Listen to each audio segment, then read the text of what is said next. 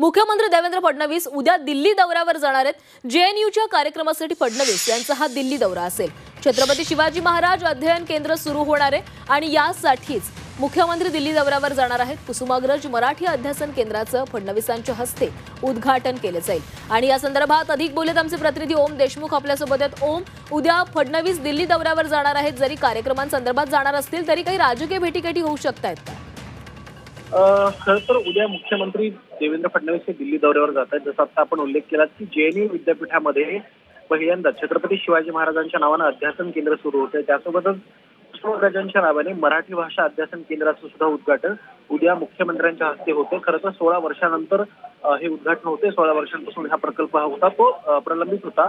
मात्र दुसऱ्या बाजूला ज्या प्रकारच्या राजकीय घडामोडी दिल्लीमध्ये होत आहेत आणि महाराष्ट्रात महायुतीमध्ये सुद्धा ज्या प्रकारच्या घडामोडी होत आहेत त्या पार्श्वभूमीवर काही राजकीय भेटीगाठी सुद्धा या बैठकीमध्ये या दौऱ्यामध्ये होतील अशी शक्यता व्यक्त केली जाते।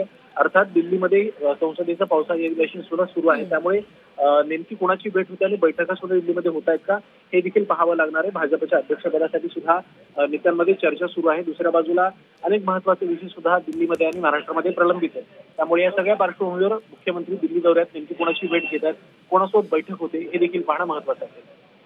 नक्कीच ओम, धन्यवाद तुम्ही दिलेल्या सविस्तर माहितीसाठी।